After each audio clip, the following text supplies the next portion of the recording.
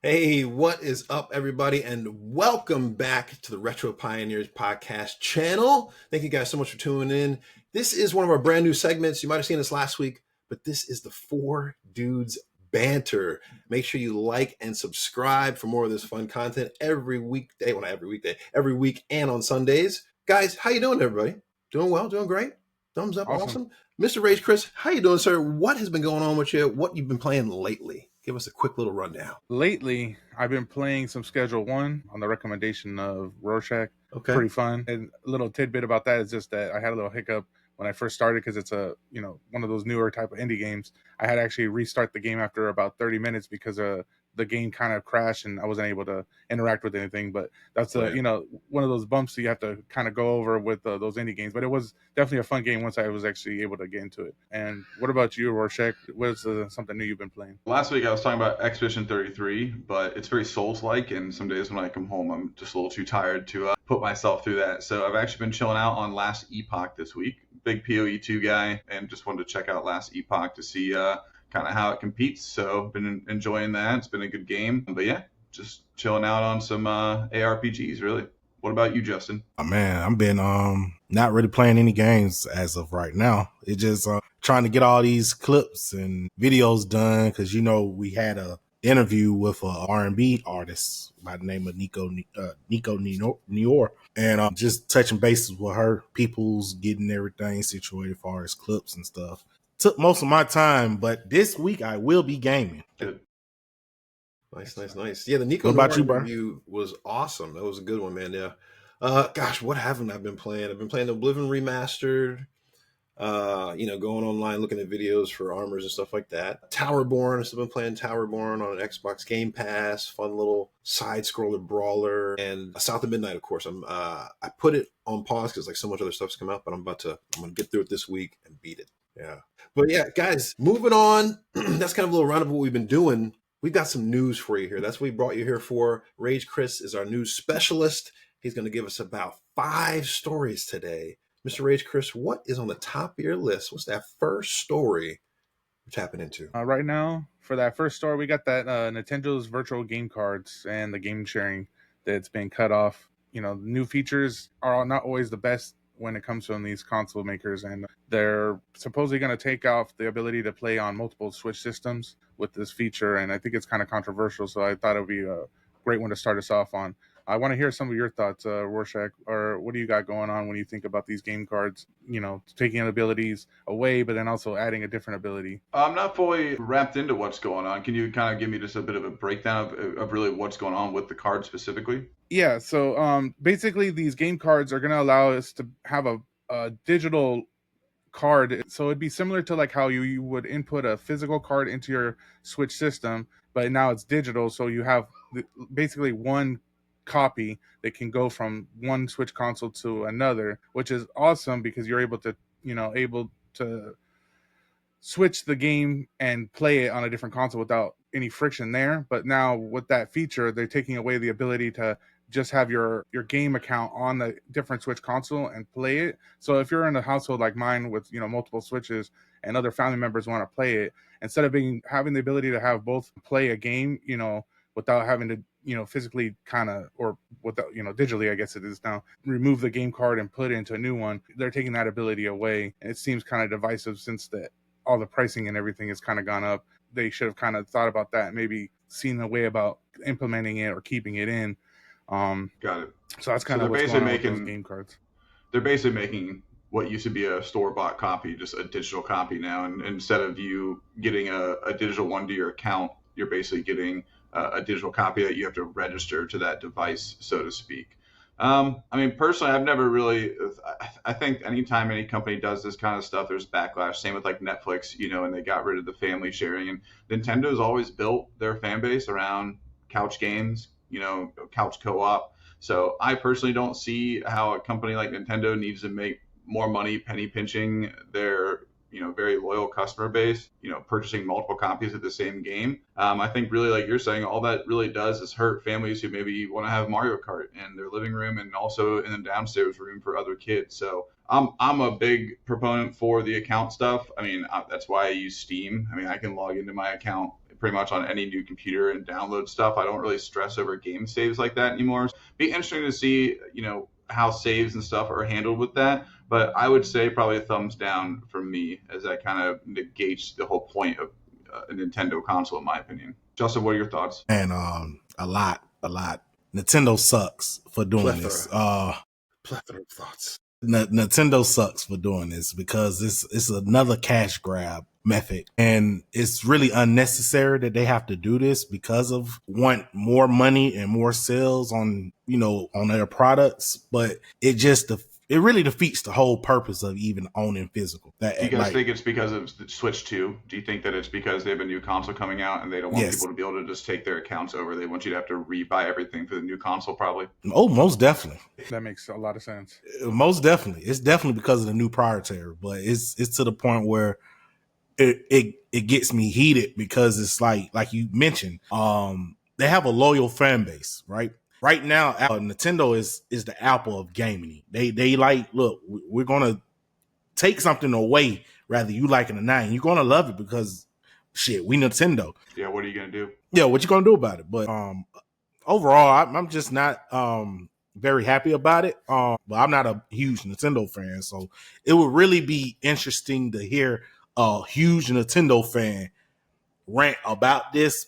Yeah, we're gonna see later on what happens with this. But what's your thoughts on, Byron? Man, gosh, I have wanted to love Nintendo for so long. I've not been a Nintendo hater. I just wish they had picked a different strategy coming out of the Wii, because the Wii was such a huge console, and what they're compare where they were there to just, it was so open and everybody had it, and it was kind of like, I felt like they were going to build the Wii into a thing that was going to kind of take them to a next gen level, as opposed to kind of just staying so locked in walled garden.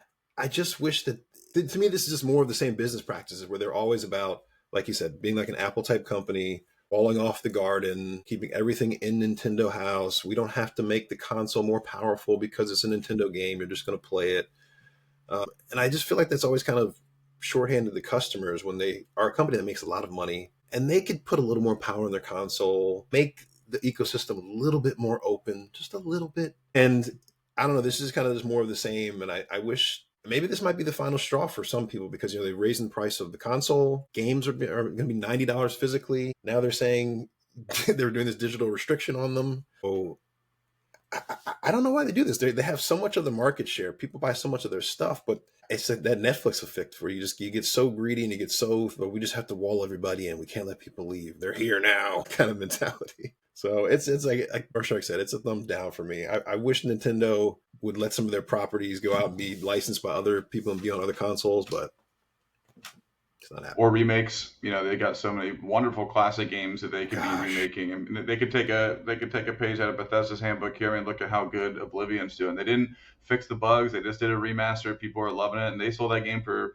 $50, and people bought it because they just respected the nostalgia that people love. And I'd like to see them do more remakes and bring back maybe some of the old Ogre Battles games and some of the things that really made the N64 and stuff stand out. But like you said, Byron, they really transitioned that controller method over from the Wii. They thought that just by having the motion stuff that was going to be enough, but you're kind of taking the family living room gameplay out of the living room. And that's the whole reason we picked up the Wii in the first place, was to play golf with each other and play all these silly games. Bowling. So, and like you said, in the machine bowling, it just doesn't run some of the other AAA titles or other game studios games. I think they're going to lose market share to other handhelds. Microsoft's coming out with theirs. Microsoft does a really good job of bridging PC and their console players. So I really think that all they're really going to do is shoot themselves in the foot here and lose market share to like the Asus handhelds and things personally. Yeah, definitely. Yeah, definitely. And the Steam Deck, that definitely will help nail the coffin for Nintendo, I think, too, because Steam has a vast library. Yeah, but agreed. So to kind of move on to the next thing, because I know that one is very divisive. We could always come back to that, but I seen that there's a rumor actually coming out that GTA 4 is going to be remade, possibly later this year. Thoughts, Byron? I was going to say, let him go first. He's excited. I know. I saw the. I knew. I was like, he's got to have something good. Dude, I've always loved GTA. I'm an old head, so I was playing Vice City back in college. Gosh, 3 was out when I was, senior in high school, that kind of thing. 4 for me was a letdown. Tried to get into 4. I did get into it for, I think, like maybe a month, and then I couldn't get into it anymore. I played online with it for my friends for a little while, like months and months later. And man, I don't know, Nico Bellic just didn't do it for me. Liberty City was cool, but the Nico Bellic story, it didn't hit. It didn't hit for me. I don't know what they, the main ones that everyone loves are Vice City, San Andreas, 5. So, and they just actually, wasn't it last year or a year and a half ago, they did that really poorly received Vice City kind of refresh. It wasn't really a remake. It was kind of just like an HD remaster, and it kind of was very, very poorly received. I don't know. I wish they would have just, for Rockstar, instead of remaking 4, which is not the best one. It wasn't like it, I mean, it sold well, but it didn't sell better than 5 or anything like that. It didn't sell better than San Andreas. What they should do is lean into Red Dead. Red Dead for them has sold so many copies. I think Red Dead right now sold like something like 60 million copies, which for any other studio will be their number one game. They'll be putting money, throwing things at it, upgrading it. But Rockstar wants to do this GTA 4. It's a no for me. It's a hard pass. Nico Bellic, no, I don't need it. I don't think people really want it. I don't think the quality on it's going to be anything impressive, especially compared to Oblivion Remastered. So I pass. What do you think about it, Justin? That shit is trash. I did not like that game at all, bro. Yeah. I tried like any other gamer. I tried it just because it was a GTA game. And what it was at the time, it didn't really catch my eye like 3 or San Andreas or Vice City did. I just felt like it was very complacent to the point where it's like you're going into a whole nother culture of seeing someone else's perspective of their, I don't know, it did not hit well with me, especially when you balancing the girlfriends and stuff like that. Nico had one annoying girlfriend that always used to piss me off, bro. And it was the first girl that you talked to in the game, and I'm like, this just killed the game itself right here. So, yeah, Grand Theft Auto 4 is trash, bro. But what about you, Ryan? What you think, man? I played it when I was younger and agree with you guys. It just didn't really hit. There wasn't any reason for me to get drawn into it. I think that was the biggest thing. I think to your point, Byron, I think it's kind of like coming after the climax of such great games. I mean, we fell in love with San Andreas. You fell in love with that cul-de-sac. You fell in love with the stories, the characters, the voice acting, the gang war thing that they had, and that was really cool where you could take over different sections. Like I remember playing that as a kid, and I was like, man, this is like a whole concept that they could expand on even more. Like the gang territory thing was a cool thing. And then Vice City comes out, great music. It's got like the Miami vibes. Both of those games had character. They had a vibe and something that you could relate to. And then it just seemed like instead of coming out with something even cooler, like a different location or like something else opposite of Miami, like maybe something in the mountains or something else, they just came out with like a normal old story. And I just don't think that it hit the same to a lot of people. It didn't have like the same pizzazz. I mean, when you're playing Vice City and listening to Young Turks by Rod Stewart and committing crimes, or it just to go from that to like back to just a normal old story of like a guy in a city, it just didn't to me resonate really with the fan base. The fan base kind of started to fall in love with like these unique characters and stories. And then GTA 5 came out, and obviously that was more a futuristic game. They built a platform off of that with online, so it's hard to really compare those two because feature wise they're different. But I think based off what they did with I gotta push back on that real quick. Sorry. So my difference, I have a difference of opinion on this one because GTA 4 to me, the story wise, you're all right. I feel the same way. But to me, it was about the online because that was the first GTA you can play online with friends. And that's kind of what set up GTA 5 to what we know it as. So to me, GTA 4 was more about that online community of just like getting in and, going on with your boys. Kind of like, in a sense, kind of like a Call of Duty, but a lot more crazier because you got cars and you got the whole GTA scene. Yeah. But it was like, and especially back in that era, you didn't really see big open world online games like that. You can kind of do whatever you wanted. And GTA 4 for me was that. The story, it was something that I feel it the same way. It was just kind of an extension from GTA 3. I felt like they just made it more expansive, but that wasn't what drew into me. It was the online capabilities, the fact that you're able to go in there and just wreak havoc. And it wasn't like a bunch of glitchy or, cheaty guys on there. It felt pretty, even at that time. It wasn't like how GTA 5 is, we already talked about that. But sorry, I just had to jump in there and just push back on that, man. Because that was like that was one of my favorite parts about that game, and that's why I'm excited for it, just for that nostalgia part, and in seeing that maybe with their online, seeing what they have to do. But the story wise, though, like you guys said, it's not the best GTA. I personally like GTA. Like you said, San Andreas was one of my favorites. Vice City, those two I think are like my 1 and 2. Like they're pretty even, but Yeah.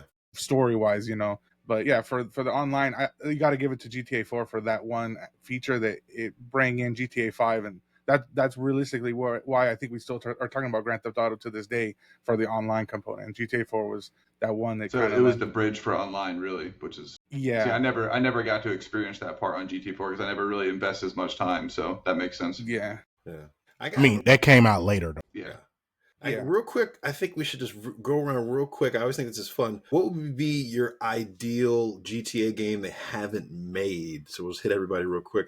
Rage Chris, what would be like if you could be the director of a GTA game? What do you want to make? Like what location and what, real quick, what would you like to do? I've heard in the rumor mills that they were talking about maybe doing like a Japan version or Tokyo, and I thought that'd be really interesting to see GTA over there, because they never really touched over there, and that I just have a affinity for that culture anyway, so it would be interesting to see what they could do in that with that whole island, with the whole country. I mean, not the island, but the whole country, because there's got a lot of beautiful scenery and just like amazing views, and you know how Grand Theft Auto's always got spectacular graphics, so just to see what they could do with that would be something. What about you, Nice. Rorschach? I mean, Southeast Asia vibes would be cool, but I mean, why not take it to outer space? It's like why not give us like a Yeah, a moon expansion or something where you land on like a planet base or something. I mean, Grand Theft Auto, it doesn't like it used to be realistic, right? They used to try to keep it within the realms, but now you've just got like flying space cars and stuff. So it's kind of like That's what's true. holding us back from having just even more outlandish environments to enjoy, and whether it's a part of the game that you explore or it's the whole map. I think it'd be cool to maybe explore the outer space a little bit more in Grand Theft Auto, do some space crime. Nice.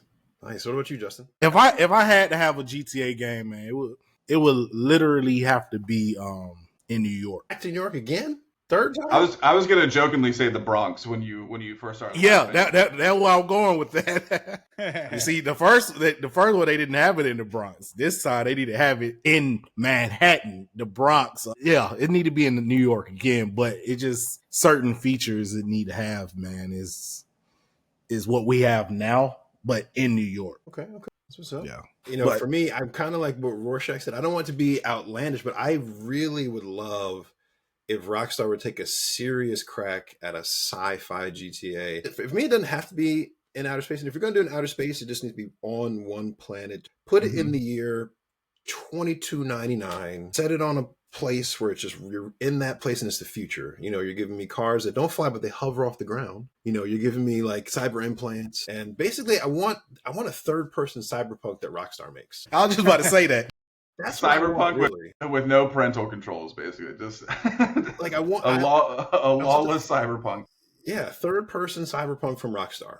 Bam. That's set farther in the future. I could see it, and they could do it too. They're the studio that could do it. They've got the tools, and you've got the old, you've got the modern. Why not go futuristic? You'd be kind of so good. Taking the three different. I'm 100% on board. I think laser guns and hover cars and like, that would be.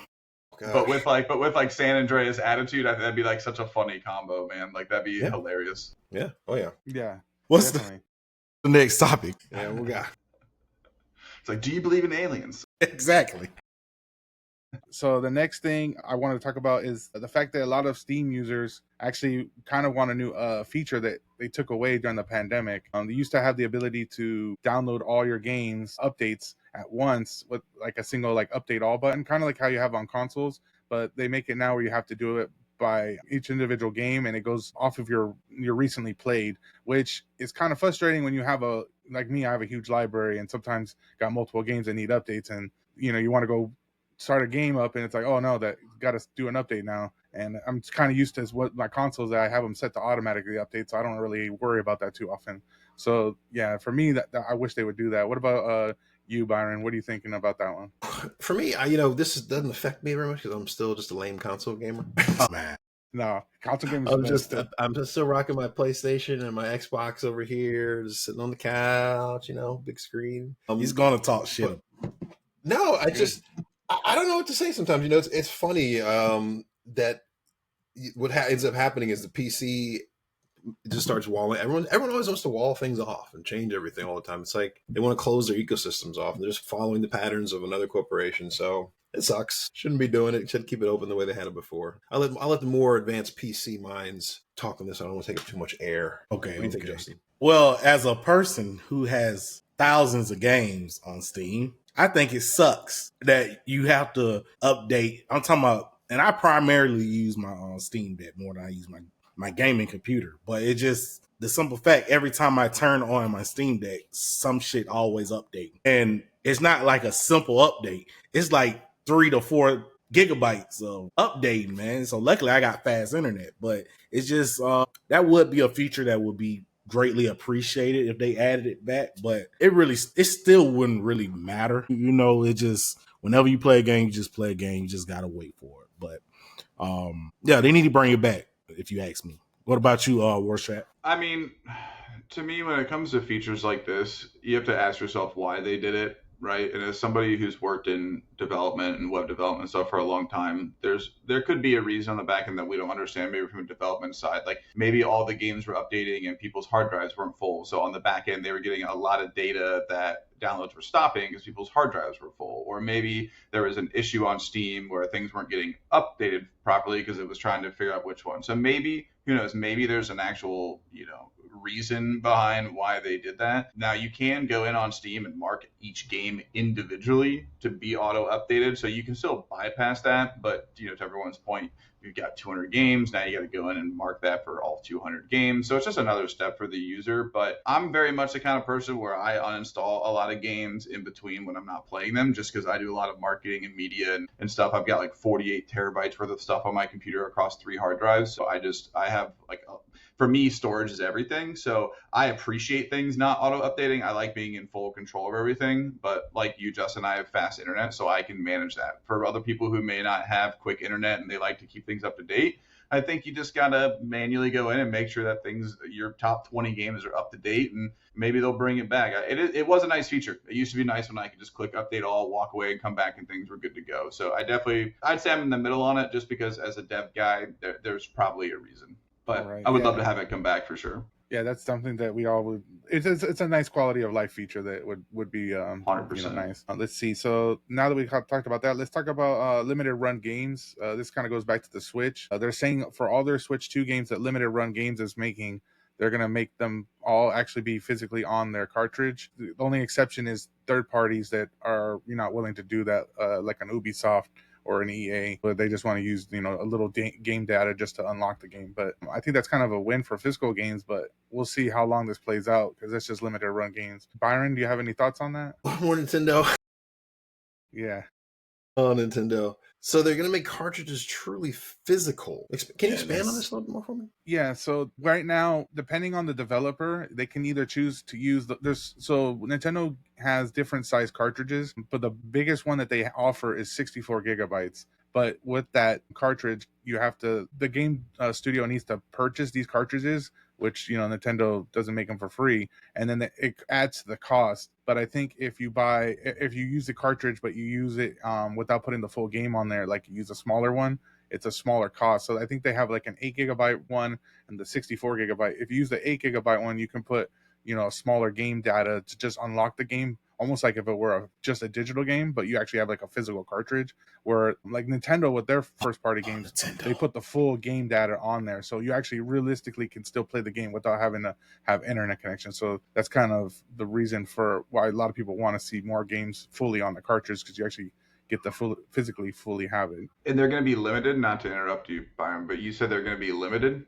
Like they're only going to do like X amount of copies? Yeah, that's how Limited Run. Limited Run Games is a game studio that they develop games, and they're gonna, on their first party games or the games that they're coming out with specifically, they're gonna show all the game data on there. But like they've mentioned that because they also make physical games for other studios, because they're a big proponent for physical media, they want to for those other studios that don't want to put the full physical game on there, they're not going to be on there. But for the limited run games that they actually personally develop, those ones will. So it's kind of a weird little gray area that they're leaving there just in case. And I'm hoping that they don't do it often, but like the big companies, like I said, like an EA or a Ubisoft, they have no incentive to put full physical games because they're going to make the money regardless. Wow. I mean, I know there's a lot of fans of physical games. I have actually, I fell off of physical games so long ago just because, Likewise. I don't know. I used to have a big shelf in my old apartment back in Maryland where I had all these DVDs, all my displays of my like collector's editions of games like Halo things and all that stuff. It was awesome. But for me, I was like, man, I can't keep moving this around when I move to different apartments, cracking it. You know, these things are expensive, and then you know, technology upgrades. Again, Nintendo, they love that wall garden, and they're still doing the cartridge thing. They don't want to do discs, which are universal. You know, they're like, we're not doing discs. It's gonna be up to the fan base to get them to change their ways and, you know, start pushing for getting rid of the cartridge system, going to discs, you know, because they're going to take cartridges into the generation after Switch 2. Switch 3 is going to have a brand new cartridge system. You're going to tell me that no one else is using, when at that time probably PlayStation, Xbox won't be offering anything physical. Man, I don't know. I think if you want to keep the physical market going for your console, you can't keep doing a new cartridge. You got to just switch to what's cheaper and what's out there, especially people who are proponents of physical media like Limited Run. They should probably petition Nintendo to be like, look, we want physical media to stay for this console, but you guys got to switch to discs because that's what's being made and will still probably be made for maybe at least another 10 years, maybe. You know, so. Or just don't do it at all. Yeah. I love digital, but there's still so many people that love that physical. And I understand there's demand for it. People like to have that tangible thing, which is fine, but they need to adapt and make it more equitable. Yeah. Go ahead, Rob. Well, you know, we've mentioned earlier that they're going to force you to buy more copies, right? Nintendo's going to do that. Now we've got another development team saying that they want to limit them, make them more exclusive. To me, that screams, hey, people aren't buying these as much anymore. We can't just negate selling them anymore because that's going to be admittance to that, right? And we can't admit that the store-bought copies are dying. But if we make them more exclusive, if we make them more limited runs, they become more like a collector's piece. And I'm big into getting cards graded. Like I have a huge card collection, like Pokemon, Dragon Ball Z, you know, sports. A lot of these old cartridges and stuff get graded now by CGC and these companies. And, you know, like original copies of, you know, Mario Kart and stuff go for like literally over $200,000. So I think that you're going to start seeing the physical game collector, like you said, Byron, becoming more of an archaic beast of somebody who just enjoys that as a collector's passion, not somebody who wants to open it up and scratch up their disc constantly. And let's be honest, I mean, Nintendo Switch's cartridges are essentially just a glorified SD card, and SD cards do hold up better. They don't show as many scratches. I mean, coming from the Xbox and PlayStation era, I mean, how many games have we had that didn't work or skipped? You know, and they kind of dabbled in that with GameCube for a little bit. They're like, we'll make discs, but they'll be tiny. You know, they still had to do their Nintendo thing and make it unique. So I personally think that now they're just going to start marketing these digital copies, these hard copies to people who want them as collector pieces. And I think that the market has already told them that. They're just refusing to admit that publicly. So instead of doing that, they're just like, let's start making it an exclusive thing. So that way, if you are one of the people that have, you know, X copies of this Nintendo game, it becomes that much more special. And there used to be a company that did this. I forget what it's called, but I used to buy, I got like Human Fall Flat as a hard copy collectors. They only made 1,000 of those. And so there was a time period when I was buying those because I thought that they might go up in value later on as well. So my input on that is it sounds like, based on what the market's telling them, that they're doing this to still stay relevant, but maybe to a new, they're marketing to a newer type of clientele. And maybe that's just a collector. That's kind of what I'm getting from this. Yeah, I agree with that.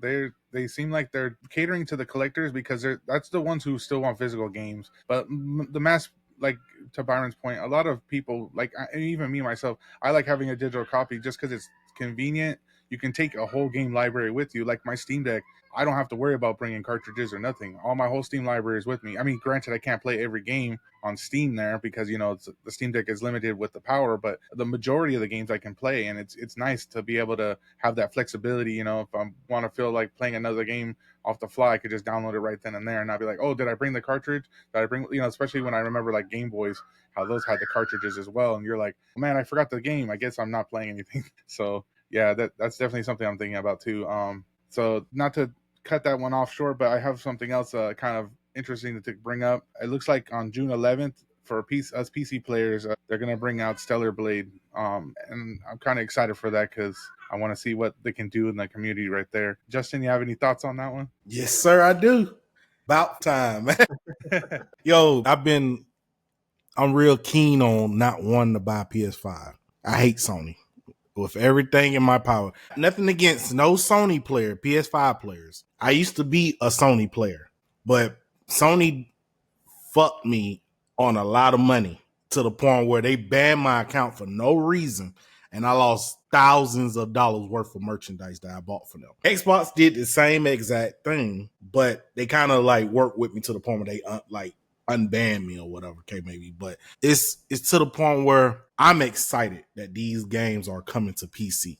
Yes, we have to wait a whole year, or sometime we have to wait until Sony decides to put it on PC, but overall, I'm excited for Stellar Blade coming to PC. Well, what about you, Ryan? Anytime a game comes to PC, you open up for more people who have disabilities and things. You have way more controller types and different things for people with accessibility issues. You know, Xbox did a really good job of coming out with like a touchpad accessibility controller. And one of the reasons, like, there's a lot of streamers that I watch who either like the no hand sniper guy who doesn't have any hands, he plays all with his mouth and stuff. Like a lot of those configurations and stuff you really can't set up on console. So me personally, I'm all for all games on all platforms because it opens it up to more people to play it. You know, the reason mobile games are so big is because 80% of the gamers in the world don't have a console or a computer. They play on their phones. That's why like Southeast Asia and stuff, like mobile PUBG is huge over there. You know, it's like, but PC PUBGs, no one plays mobile here, but like over in India it is. So I think accessibility when it comes to gaming is the number one thing, because at the end of the day, why do we play games? It's so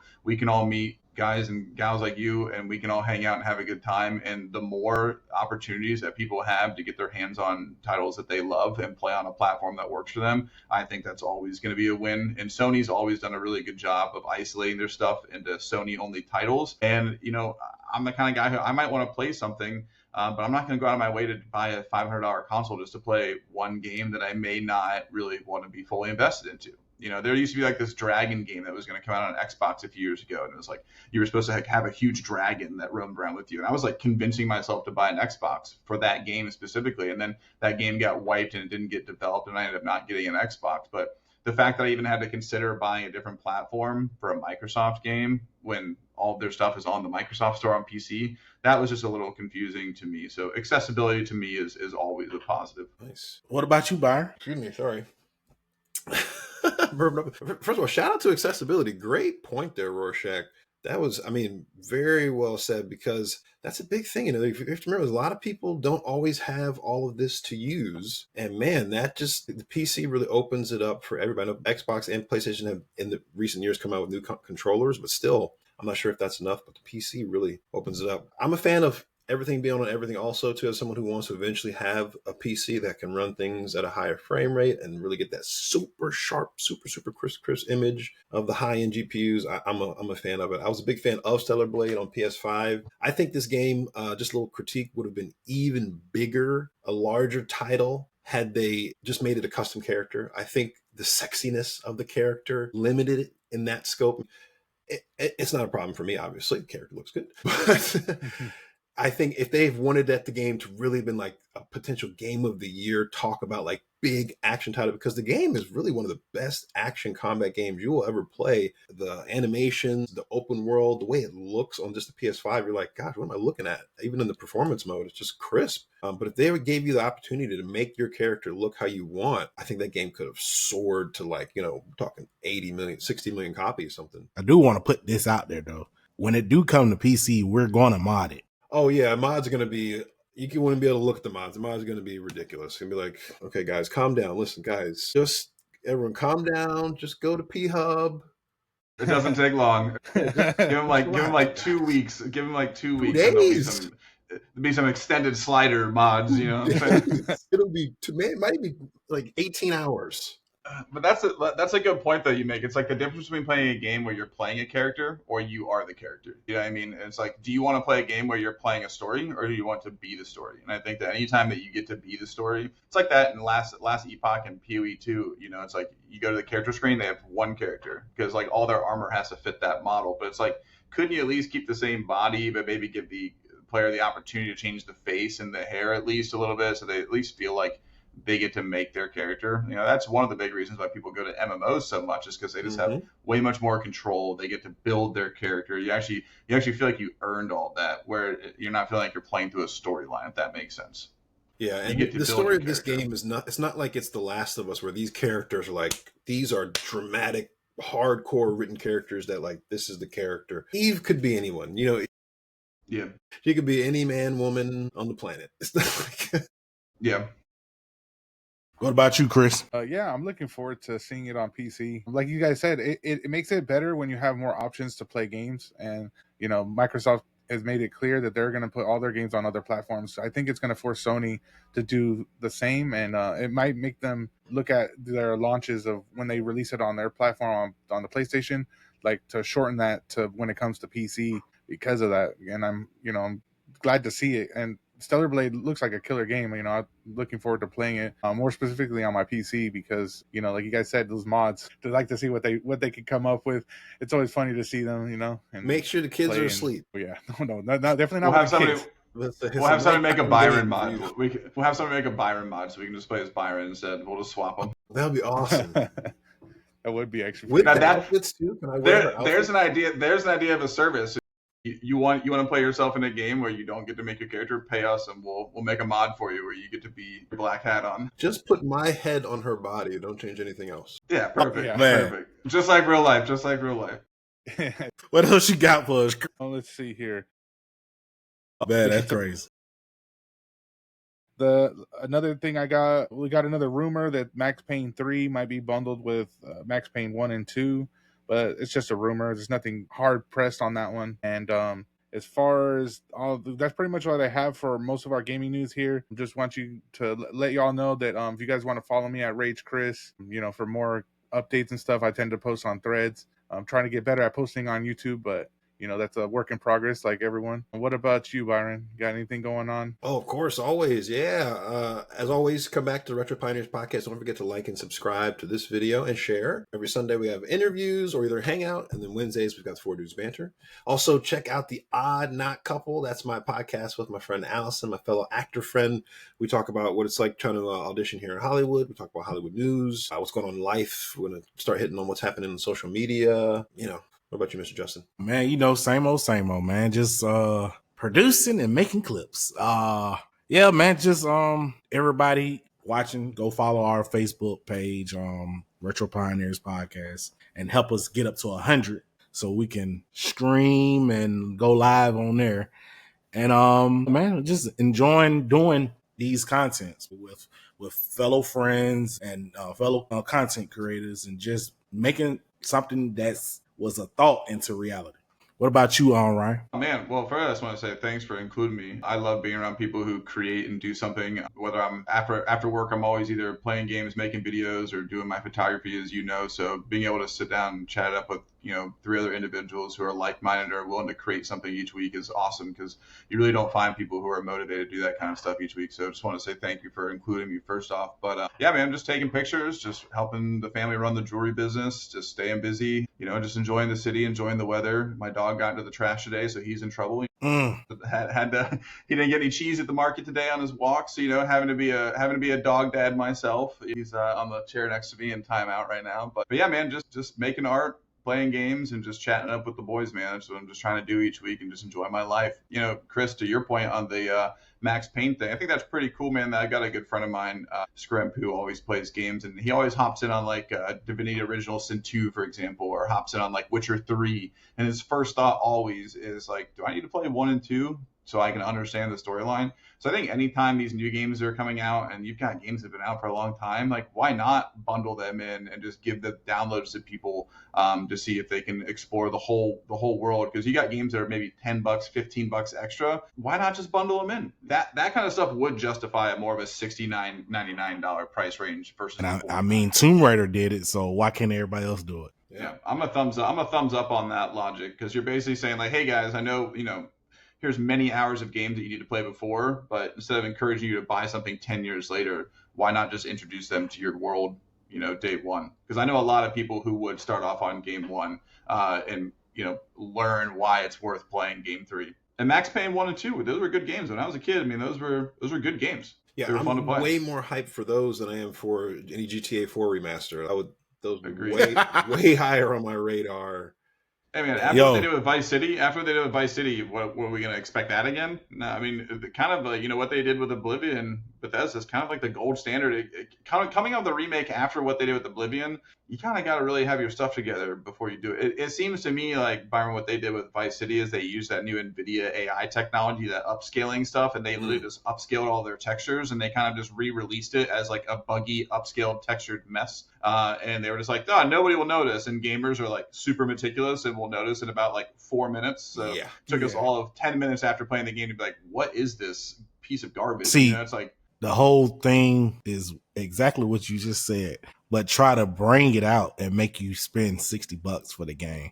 Me either, bro. no, I'm thankful I didn't buy that myself because I was hyped for it because I loved Vice City. I was like, oh, dude, the beach, the music, and then all the reviews were like, just go play the original. Just go play the original.